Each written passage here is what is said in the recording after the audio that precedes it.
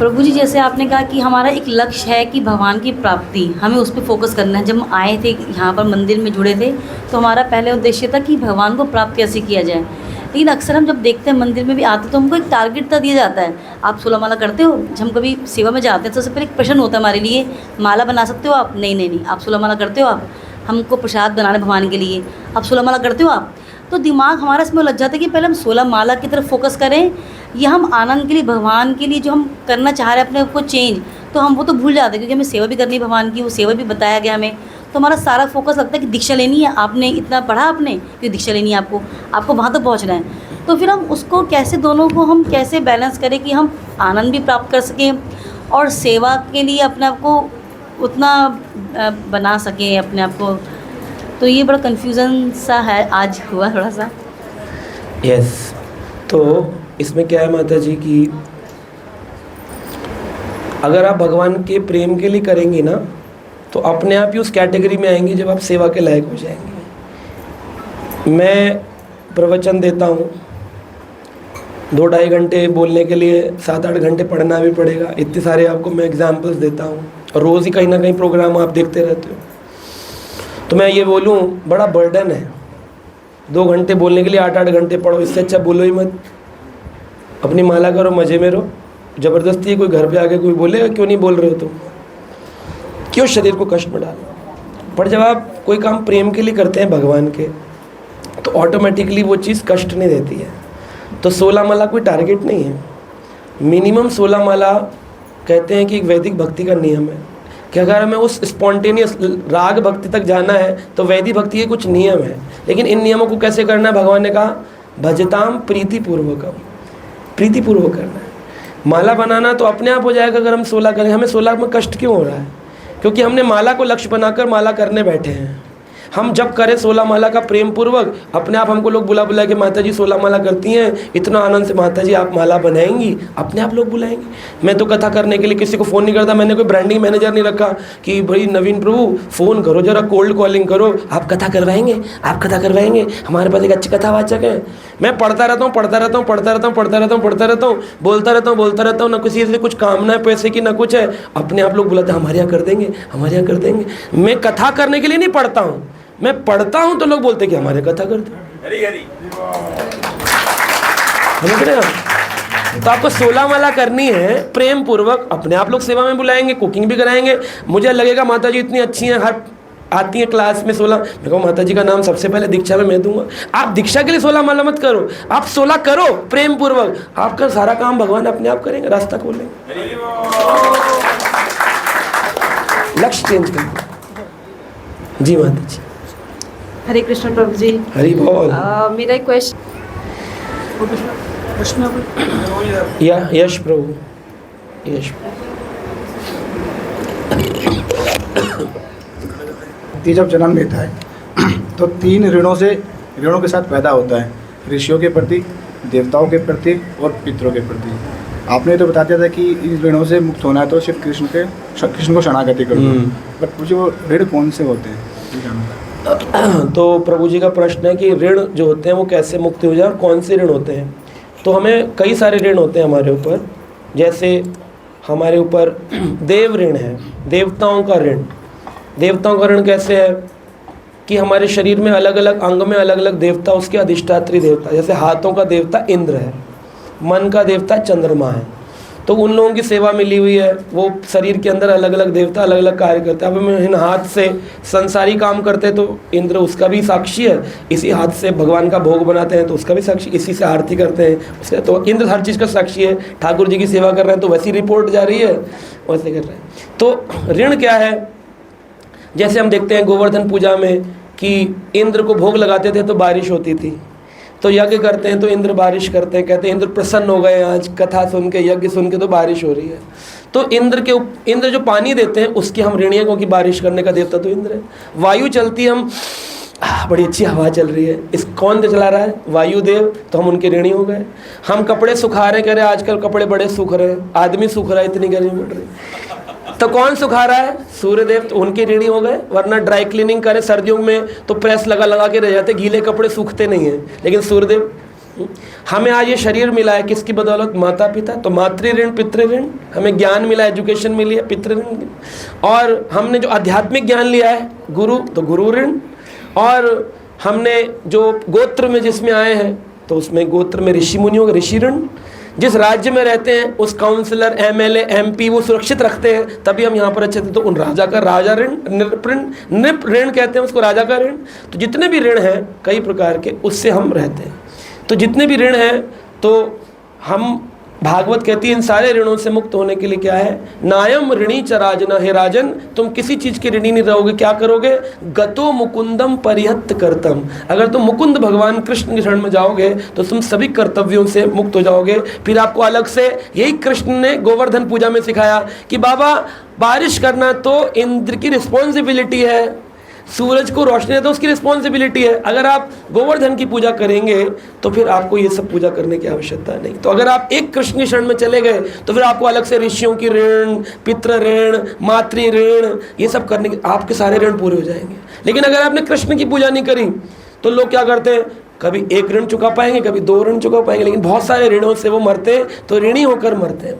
फिर उनको अगला जन्म ऋणों से लेना पड़ता है, उन ऋणों को उतारने के लिए लेना पड़ता है। समझ में आया? हरे कृष्ण। मुझे कभी कभी मतलब मुझे ऐसा कन्फ्यूजन रहता है कि मतलब आप बताते हैं कि प्रभुपाद जी के लेक्चर सुनने चाहिए हमें। हाँ। और अगर जिस महाराज जी से आप इंस्पायर हैं तो उनके लेक्चर सुनने चाहिए। बट प्रभु जी मतलब मेरे साथ ऐसा होता है ना, कभी कभी मुझे ऐसा फील होता है कि मतलब इतना कभी कभी बर्डन फील होने लगता है कि इनके लेक्चर्स भी सुनने हैं, इनके लेक्चर्स भी सुनने हैं, एंड ऑल्सो फिर आपके लेक्चर्स भी आते हैं तो वो भी सुनने। तो बर्डन है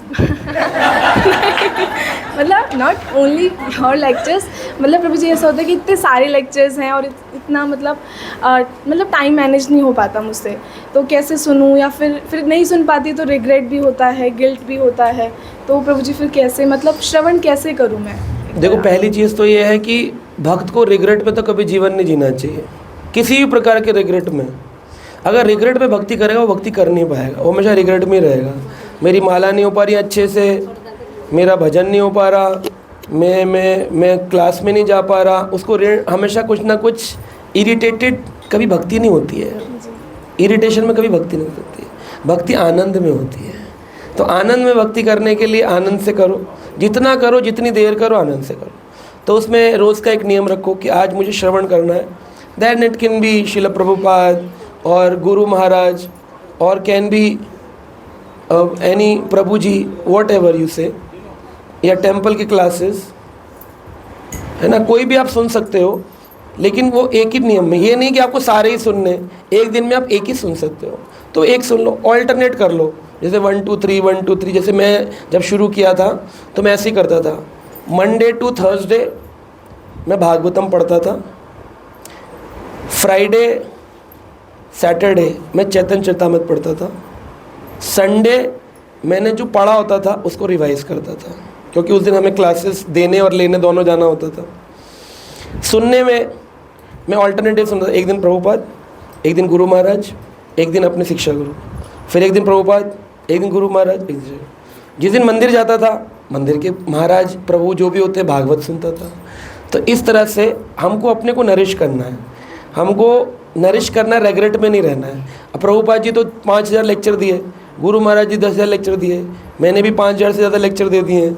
तो इतने सारे लेक्चर एक आदमी अपने जीवन काल में तो नहीं सुन पाएगा सारे, है ना। तो उसको नरिश करना है अपने को, मेन मकसद है नरिश करना, चाहे वो हमारे से हो, प्रभुपाद जी से हो, गुरु महाराज से हो, नरिश होना चाहिए, उसको आनंद आना चाहिए भक्ति करने में। अगर उसे बर्डन लग रहा है तो उसको उसी काम को उसी दिन छोड़ देना चाहिए, जिससे भी, चाहे वो मुझसे बर्डन लग रहा हो, क्लास में आना बर्डन लग रहा हो। जब मैं पहली जॉब में गया था तो मेरे ट्रेनर ने मुझे एक बात बोली थी, बोले वो आदमी कभी जीवन में सुखी नहीं रह सकता जिसको ऑफिस जाने से पहले ये लगता है आज फिर जाना पड़ेगा, यानी he is in a wrong profession. उसको वो भूखा मर जाए, उसको काम नहीं करना चाहिए, हैप्पीनेस में रहना चाहिए, उसको खुश में। मंदिर आने में लगे ना कि मंदिर जाना, भक्ति करने में ऋण हो रहा है, मेरे को तकलीफ हो रही है, बर्डन पड़ रहा है, तो उसको फिर मंदिर मत आओ, आपको जो काम करना है वो कर लो। लेकिन अगर सिद्धांत से जानते हो तो आपको पता है कि मंदिर आना क्यों जरूरी है। रोज़ आने के लिए तो किसी ने कहा भी नहीं, हफ्ते में एक दिन भक्तों का संग कर लो, बाकी दिन घर में प्रवचन कर लो। रोज़ आ सकते हो, वेल एंड गुड। नहीं आ सकते हो तब भी कोई परेशानी नहीं, 15 दिन में एक बार आ सकते हो तब भी कोई परेशानी नहीं, आओ लेकिन भक्त संग करने। लेकिन बर्डन हो रहा है, then you should leave that association, leave that person. अगर वो बर्डन दे रहा है तो, चाहे वो कोई भी हो, कितना भी कुछ भी हो। बलि ने अपने गुरु को त्याग दिया था, शुक्राचार्य को। क्यों? वो बर्डन बन रहे थे, उनसे शिक्षा ले रहा था, असुरों के गुरु थे। असुरों के गुरु होने के बाद में भी असुर कह रहा है शुक्राचार्य तुम वामन भगवान को दान मत दो, तो उन्होंने अपने गुरु का त्याग कर दिया। सोच सकते हो आप, असुरों के कुल गुरु का त्याग कर दिया केवल इसलिए कि बर्डन लगने लगा, उनके ज्ञान ओवर हो गया। तो कोई भी चीज़ अगर बर्डन लग रही है तो मत करो, then you are in a wrong path, ज़्यादा दिन टिक नहीं पाओगे। आनंद आ रहा है, मज़े करो, रेलिश करो उसको, भजन करो, chant and be happy, hear and be happy, dance, eat and merry, not that marry, MERRY merry. ठीक, हरे कृष्ण। हरे कृष्णा प्रभु जी। जैसे अभी आप बता रहे थे ना, मन, ये मन और इच्छा दोनों क्या है, मतलब दोनों में अंतर है कुछ? माता जी का प्रश्न है मन और इच्छा में क्या भेद है। तो माता जी, मन से उत्पन्न होती है डिज़ायर्स, है ना, और डिज़ायर्स के कारण मन जो है ये एक अंग है सूक्ष्म शरीर का, मन, बुद्धि, अहंकार। लेकिन जो मन है ये तो सूक्ष्म शरीर का हिस्सा हुआ, लेकिन मन से उत्पन्न होने वाली इच्छा वो बुरी भी हो सकती है, वो अच्छी भी हो सकती है। तो हमें ये देखना, अगर हमारी बुरी, इसलिए तो बोला मन रिपु एवं मित्र चा, बोले एक ही मन दो प्रकार कैसे काम करेगा। तो बोले जैसे इलेक्ट्रिसिटी, उसका कोई दोष नहीं होता, रेफ्रिजरेटर में लगा दो तो ठंडक देती है, हीटर में लगा दो तो गर्म करती है। तो बोले इलेक्ट्रिसिटी गर्म करती है कि ठंडा करती है? दोनों काम करती है। तो इच्छा अच्छी भी है और बुरी भी है, मन अच्छा भी है और बुरा भी है। तो मन का एक अंग है इच्छा, उसके कारण मन अच्छी चीज़ों में भी लगता है और बुरी में भी लगता है। तो हमको देखना है कि हमारा मन सदैव कृष्ण पदार विंध्यो, कृष्ण के चरणों में, कृष्ण भक्तों में, कृष्ण कथाओं में, कृष्ण कीर्तन में, कृष्ण प्रसाद में, कृष्ण यात्रा में, कृष्ण से जुड़ा हुआ हो, जो भी कुछ हो, रिश्तेदार हो, परिवार हो। इसलिए लोगों के नाम, परिवार के नाम, घर के नाम, सब पे कृष्ण कृष्ण लिखते हैं भक्त लोग, ताकि हर चीज़ कृष्ण से जुड़ जाए और फिर आनंद आता है। ठीक है, हरे कृष्ण। हरे कृष्णा प्रभु जी, धन्यवाद, प्रणाम। यस दीपक प्रभु जी। प्रभु जी, मेरा प्रश्न है भागवत से। हाँ, तो भागवत में 1.3.15 में लिखा है, जो भागवत के भाष्यकार है श्रीपाद श्रीधर स्वामी, तो उनका कहना है कि प्रत्येक मनु बदलने से महाप्रलय नहीं होता है। प्रत्येक मनु बदलने से हाँ प्रलय नहीं होता है। हाँ। और दूसरा, फिर एक महापुरुष बीच में और कह रहे, जीव गोस्वामी कह रहे हाँ। कि नहीं जी, प्रत्येक मनु बदलने पर प्रलय होता है। तो उन्होंने शास्त्र का भी उदाहरण दिया, तो इसको हम क्या समझें? तो इसके बारे में श्रीमद् भागवत में जब आप 12वें स्कंद में जाएंगे तो उसके अंदर एक चैप्टर है, उसका नाम है, जिसमें प्रलय के बारे में वर्णन किया गया है ना। तो उसके अंदर 4 प्रकार की प्रलय का वर्णन किया गया है। तो 4 प्रकार की प्रलय कौन सी है? एक प्रलय है जो हम रोज़ जिस प्रलय के अंतर्गत जाते हैं, ये चैप्टर भी मैं आपको बता दूंगा एग्जैक्टली।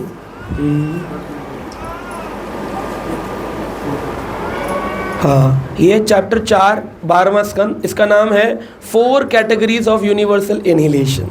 4 प्रकार की प्रलय होती है। तो इसमें जब आप जाएंगे तो आप पढ़ेंगे कि नैमित्तिक प्रलय इसके अंदर बताई गई है, नैमित्तिक प्रलय। फिर एक प्रलय होती है जिसको बोलते हैं आत्यांतिक प्रलय। फिर एक प्रकार की, है ना, तो इनको 4 भाग में बांटा गया है। 4 भाग में कैसे बांटा गया है? ब्रह्मा जी का बहुत बड़ा काल है, एक दिन में ब्रह्मा जी के 1000 चतुर्युग घूम जाते हैं। एक चतुर्युग 43,20,000 वर्षों का होता है। 43,20,000 को 1000 से गुणा करो तो ब्रह्मा जी का एक दिन गुजरा, जिसको एक कल्प कहते हैं। जितनी दिन है उतनी रात्रि है, उसको एक प्रलय कहते हैं। फिर जितना एक दिन है उतनी एक रात्रि, फिर प्रलय कल्प, प्रलय कल्प, प्रलय कल्प, ऐसे 365 प्रलय कल्प में उनका एक साल गुजरता है। और ऐसे जब 100 वर्ष गुजर जाएंगे तब जाकर के ब्रह्मा जी की समाप्ति होती है। तो एक साल में कितने दिन होते हैं? 365, तो 360 लगा के चलो लगभग, उसमें बताते हैं। तो 360 एक साल में हुए, 100 साल में कितने हो गए? 3,60,000 प्रलय और 3,60,000 कल्प, तब ब्रह्मा जी की, तो 3,60,000 प्रलय आई। लेकिन जब ब्रह्मा जी समाप्त होंगे तब भी प्रलय आएगी। तो वो कौन सी प्रलय? महाप्रलय आती है, महाप्रलय आती है। उसमें ब्रह्मा जी भी नष्ट हो जाते हैं, सारे के सारे 14 लोक समाप्त हो जाते हैं, और जितनी भी जीवात्माएं वो सब भगवान विष्णु के गर्भ में चली जाती हैं। कर्णोदक्षाई भगवान जो है उनकी गर्भ महत तत्व में चली जाए। इसी चैप्टर में 12वां स्कंद 4था अध्याय आप पढ़ेंगे, सारा लिखा हुआ है। तो वो हो गई महाप्रलय। दूसरी हो गई हर रोज वाली प्रलय ब्रह्मा जी की। अब ब्रह्मा जी की तीसरी वाली है कि ब्रह्मा जी एक दिन में 14 मनु की रचना करते हैं। एक मनु से दूसरे मनु, तीसरे मनु, चौथे, ऐसे 14 मनु। एक मनु 71 टाइम चतुर्युग में जाएंगे। तो एक मनु स्वयंभू मनु, स्वरचिष मनु, सावर्णी मनु, चाक्षुष मनु, वैवस्वत मनु, फिर ऐसे करके दक्ष सावर्णी, आगे बढ़ते चले जाएंगे 14 मनु। अब एक मनु हुए जिनका नाम था स्वयंभू मनु। उनके काल में एक राजा हुआ, उनका नाम था सत्यव्रत मुनि। राजा सत्यव्रत नदी में स्नान करने गए थे, तो मछली बोली, राजा आप तो सभी जीवों की देखरेख करते, मेरी नहीं करेंगे? तो मछली को ला करके उन्होंने अपने घर में एक पॉट में रख दिया। मछली का साइज सेकंडों में बड़ा हो गया, उन्होंने पॉट से निकालकर टब में रख दिया। मछली का साइज और बड़ा हो गया, उन्होंने टब से निकालकर कुएं में रख दिया। सेकंडों में कुएं में पानी पी गई, सारे कुएं से निकालकर उन्होंने एक सरोवर में रख दिया। सरोवर का पानी पी गया, उसको निकालकर समुद्र में रख दिया। तो हैरान हो गए। तो सत्यव्रत राजा ने पूछा, आप साधारण मछली तो नहीं है, आप कौन है जो दिव्य स्वरूप में है, मुझे अपना रूप दिखाइए। तब भगवान ने अपना रूप दिखाया, आधा मछली आधा चतुर्भुज रूप, जिसको मत्स्य अवतार कहते हैं। तब भगवान मत्स्य ने कहा कि राजा तुम बड़े शुद्ध व्यक्ति हो, मैं तुम्हें सेवा में लेना चाहता हूँ। अब प्रलय आएगी, क्या आएगी? प्रलय आएगी, तब दूसरा मनु तुम बनोगे। तुम्हें क्या करना है? जैसे ही इस दिन के बाद रात्रि आएगी, पूरे समाज में पृथ्वी पर पानी पानी हो जाएगा और समझ नहीं आएगा, तुम्हारा महल भी डूब जाएगा, पेड़ भी डूब जाएंगे, केवल तुम सप्त ऋषियों को लेकर, 7 गोत्र है ना, शांडिल्य, भारद्वाज, गर्ग है ना, अगस्त, जो जितने भी सप्त ऋषियों को लेकर तुम इस नाव में बैठ जाना, और जितनी जीवात्माएं उन्हें मैं मटके में डालकर तुमको दूंगा। तुम्हारी नाव भटक ना जाए, इसलिए मैं मत्स्य रूप में आऊँगा, इसी रूप में जो मैंने तुम्हें देखा, मछली रूप। और तुम्हें मैं वासुकी नाग की रस्सी बनाकर तुम्हारी नाव को खींचूंगा। कब तक? जब तक रात्रि चलती रहेगी, प्रलय चलती रहेगी। और जब प्रलय के बाद सुबेरा आएगा, तब तुम जिस पृथ्वी पर पहुंचोगे, इन जीवात्माओं से नए शरीर बनाओगे, तुम उनके राजा मनु होगे और तुम उन्हें सिद्धांत दोगे, मनु संहिता लिखोगे, तब तुम्हारी प्रजा मनु से मनुष्य कहलाएगी। तो ये हो गई तीसरे प्रकार की प्रलय।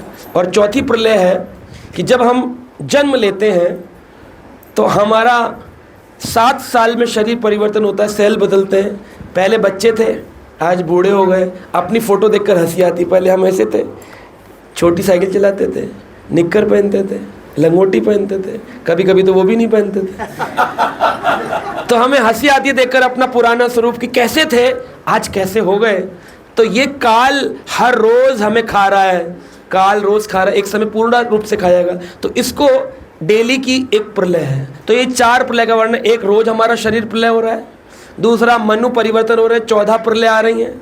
तीसरी प्रलय है जब ब्रह्मा जी का एक कल्प पूरा होकर प्रलय आ रही है। और चौथा है जब ब्रह्मा जी भी समाप्त हो रहे हैं, तब महाप्रलय आ रही है, फिर नई सृष्टि की रचना हो रही है, नए ब्रह्मा आ रहे हैं, नई सृष्टि हो रही है। तो ये 4 प्रलय का वर्णन इसमें है। तो कौन व्यक्ति कब किस बात को किस प्रसंग में कह रहा है, तो इसलिए अलग अलग भाषा समझ में आती है।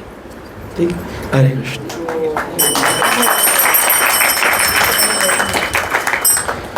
और कोई प्रश्न है? जैसे एक क्वेश्चन है, आपने आज कथा के दौरान बताया कि जो प्योर आचार्य हैं संस्था में, मतलब परंपरा में आ रहे हैं, हमें उनसे श्रवण करना चाहिए। कर्मी जो हैं उनसे नहीं करना चाहिए। तो प्रभु जी अभी जैसे हमारी स्थिति, मेरी स्थिति नाम अपराध की है। श्रील प्रभुपाद जी की जैसे यूट्यूब पर चैंटिंग है, तो श्रील प्रभुपाद जी की चैंटिंग प्योर चैंटिंग है। सो उस टाइम पे मैं पहले करता था, अब मेरे को किसी ने मना करा था कि ऐसे नहीं करना चाहिए। मैं अपना कर रहा था, कान में ईयरफोन ला के प्रभुपाद जी की 2 घंटे चैंटिंग सुनता था और अपनी करता था। तो वो मेरे को किसी ने बताया था कि वो मतलब ऐसे नहीं है, मेरे को अपनी खुद ही सुननी चाहिए। सो पर प्रभु जी शुद्धि तो ज़्यादा वैसे नहीं होगी अगर प्रभुपाद जी की सुनेंगे। That you can do rest of the day. दिन के और समय में आप प्रभुपाद जी की चैंटिंग लगाकर छोड़ दो और पूरा दिन उसको सुनते रहो। चैंटिंग लगा के छोड़ दो, चलती रहे, ईयरफोन में कोई दिक्कत। लेकिन जब आप अपनी सेवा करने बैठो, एक सेवा भी तो है। अब मैं लेक्चर दे रहा हूँ, अब आप यहाँ ईयरफोन लगा के प्रभुपाद जी का लेक्चर लगा के सुनते रहो। बोले प्रभु जी मैं आता तो हूँ लेकिन आपसे ज़्यादा प्रभुपाद जी प्योर है। ऑब्वियसली प्रभुपाद महाभागवत है। प्रभुपाद जी का सुनता हूँ कि मैं लेक्चर में नहीं आऊँगा तो आपसे संबंध टूट जाएगा। प्रभुपाद जी तो दिखते नहीं, मिलते नहीं हमको ऐसे, तो आपसे फिजिकली मिल लेता हूँ पर प्यूरीफाई मैं प्रभुपाद के लेक्चर से होता रहता हूँ। तो ये प्रभुपाद जी का लेक्चर सुन सकते हो इस क्लास के बाद या इससे पहले। ऐसे ही जप के बाद या जब से पहले ईयरफोन में प्रभुपाद की चैंटिंग आपको प्यूरीफाई करेगी। लेकिन वो प्रभुपाद जी ने सेवा दी है कि तुमको अपना 16 माला जप करना, तब उस जप के दौरान आपको अपनी आवाज़ सुननी है, जिसे नाम श्रवण कहते हैं। ठीक, थैंक यू प्रभु।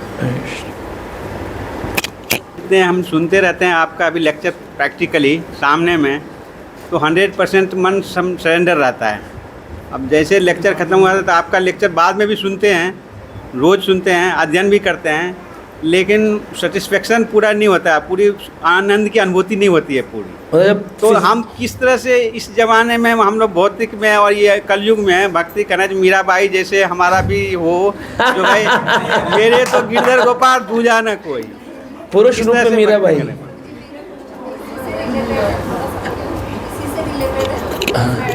कर दिए, ऐड कर दीजिए, माइक दे दो माता जी को, अगर जाए तो ऐड कर दो माता जी का क्वेश्चन।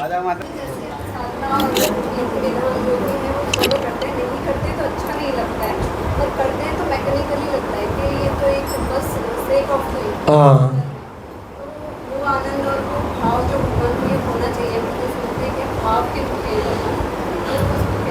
हाँ, तो मैंने एक बार ये क्वेश्चन पूछा था कि मैकेनिकल जो है, मैकेनिकल यानी रोबोट के तरीके से आए, बैठे, मुंह लटका के बिना नोट्स बनाए और चल दिए अपने, फिर बाद में प्रसाद खाया, खाया नहीं खाया, आए नहीं आए, गया राम आया राम, ऐसे बनने से आनंद नहीं आ रहा है।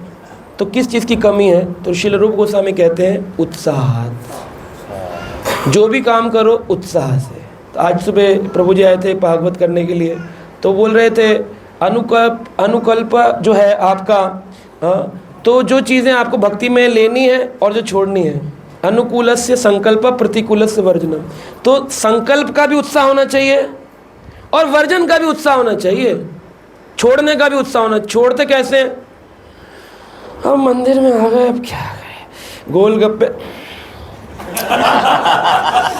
उत्साह से नहीं छूटता। और नियम भी उत्साह से नहीं करते। अब क्या करें, प्रभु जी नाराज हो जाएंगे अगर नहीं गए क्लास में, धूप तो बहुत है, हस्बैंड कह रहे छुट्टी का दिन है, बैठो, 50 डिग्री टेम्परेचर है, कौन सी डिग्री मिल जाएगी, देखो 50 डिग्री हो रहा है ऑलरेडी। कहाँ जा रहे हो, कहाँ जा रहे हो? तो उत्साह भंग करता है समाज। तो उत्साह संकल्प का भी और उत्साह वर्जन का भी। जो चीज़ें भक्ति में नहीं बढ़ाती हैं उनको छोड़ने में भी उत्साह होना चाहिए, बड़े उत्साह से छोड़ना चाहिए। हमारी काम का नहीं है, उत्साह से छोड़ देना चाहिए और उत्साह से पकड़ना भी चाहिए। वाह, आज क्लास में जाएंगे, वाह मजा आ गया, आज तो तैयार होकर तिलोला गया, यशोमती नंदन ब्रज, उत्साह से तो भाव आएगा। अब आप ढीले ढाले, प्रभु जी फंस गए, महाराज जी तो नित्य लीला चले गए, कोई और जानता नहीं, प्रभु जी पसंद नहीं, जाना तो पड़ेगा, चलो चले जाते हैं। तो उत्साह नहीं होगा ना, तो भाव भंग हो जाता है। एक कारण ये। दूसरा, मुझे हमारे एक सीनियर डिवोटी ने बताया था कि अगर उत्साह भंग लगे, अभी तो उत्साह नहीं, तो ये हुआ, उत्साह लाना हो तो क्या करें? तो बोले हफ्ते में एक दिन ये जो हो रहा है ना, इसको करना चाहिए। भक्तों के साथ आके नाचें, कीर्तन करें, कथा सुने, प्रश्न उत्तर पूछें, प्रसाद पाएं, गले लगे, मतलब माता माता के, प्रभु प्रभु के। तो जब ऐसा सिस्टम करेंगे तो ये उत्साह को वर्धन करेगा। ये परिवार है हमारा, इसमें परिवार में आए, कैसे हैं, बातचीत करें, मिलें जुलें, रिलैक्स करें, ये मतलब ये सोच लो, यही है बस जीवन। इसमें ये नहीं होना चाहिए यार 2 बजे की क्लास, मुझे जाना था, चाची की लड़की की शादी है, ओहो कब तक करेंगे प्रभु जी क्लास। ये इरिटेशन हो रहा है ना, तो मत आओ, मैं रिक्वेस्ट कर रहा हूँ मत आओ। 4 आए ना, वो खुश वाले आए, प्रभु जी मज़ा आ गया संडे क्लास में, हरी बोल मज़ा आ गया, वो तो अच्छा है। बेचारे आ रहे टूटे फूटे रोते हुए, भाग रहे, निकल रहे, नाल जल्दी हो रही है, 2-4 घंटे भी हफ्ते में नहीं है प्रभु के स्मरण के लिए, तो क्या ही भक्ति कर रहे हैं, क्या ही भक्ति कर रहे हैं। मैं जब जॉब करता था, शनिवार इतवार को मुझे मंदिर के लोग भेजते थे, भाई आपका परिवार है, 9 बज रहे रात के, चले जाओ। मैं कहता प्रभु जी और 15 मिनट थोड़ा शयन आरती कीर्तन सेवा करके मालिश करके चला जाऊँ, भगवान की प्रभुपाद जी की सेवा कर जाऊँ। रात को प्रभुपाद जी की मालिश करते थे हम लोग, उसके लिए रुक जाते, 10 बजे पूरा ऑल्टर बंद करके फिर जाते थे। मन करता, उत्साह रहता था सेवा करने का। जब भी उत्साह है तो आप भक्ति में प्रेम प्रीतिपूर्वक भजन करेंगे।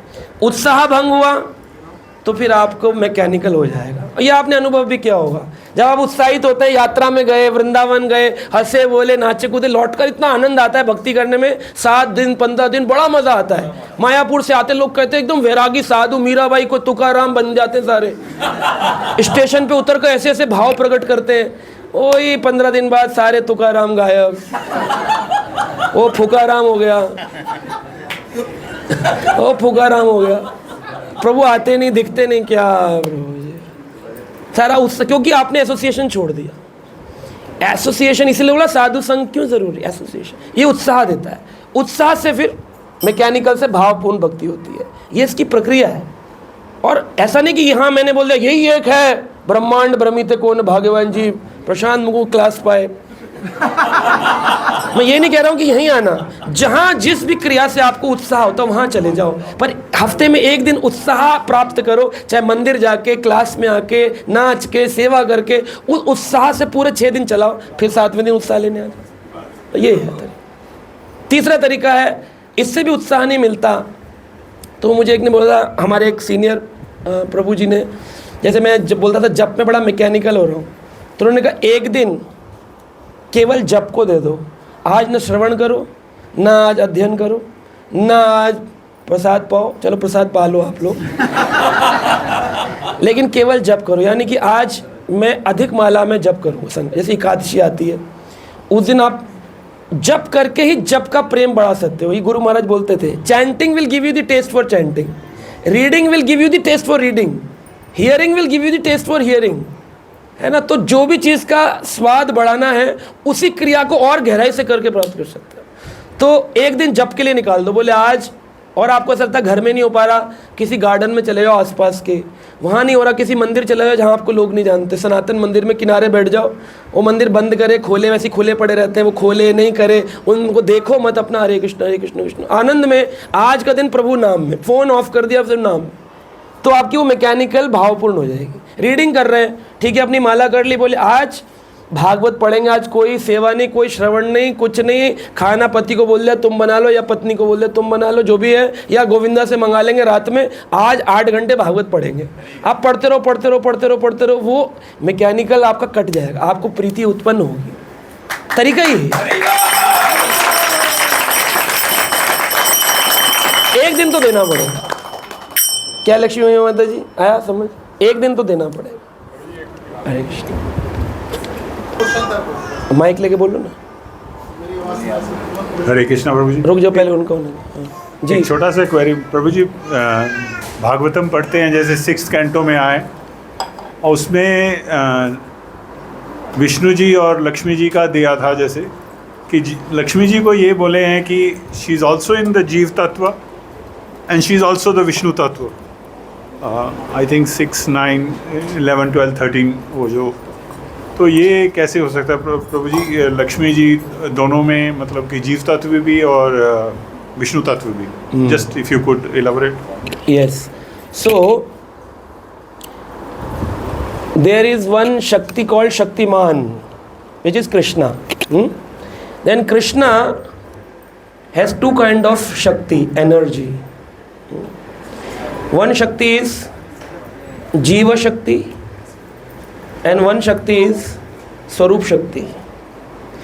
So like in Swarup Shakti, if you go Radha Rani,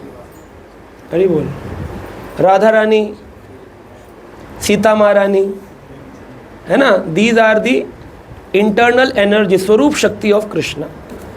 If Krishna is Ram, then Sita is internal energy, Swarup Shakti. If Krishna is Krishna, then Radharani is the internal energy. If Krishna is Dwarkadish, Rukmani Maya is the internal energy. If Krishna is Narayan, Lakshmi ji is the ये स्वरूप शक्ति है, इसको बोलते हैं स्वरूप शक्ति. एक है जीव शक्ति. अब वही लक्ष्मी 8 प्रकार की है. जैसे हमारे घर में जब कन्या का जन्म होता है तो लोग क्या बोलते हैं, प्राय लक्ष्मी जी आई है. But this Lakshmi is not that Lakshmi. ये कौन है, जीव शक्ति. घर में बहू आती है तो क्या कहते हैं, ग्रह लक्ष्मी. घर के अंदर ग्रह लक्ष्मी, घर के अंदर लक्ष्मी आई है. तो इस तरह से आचार्यों ने अलग अलग. अब हम भोजन खाते हैं तो उसमें कौन है, अन्नपूर्णा इज लक्ष्मी, अन्नपूर्णा लक्ष्मी.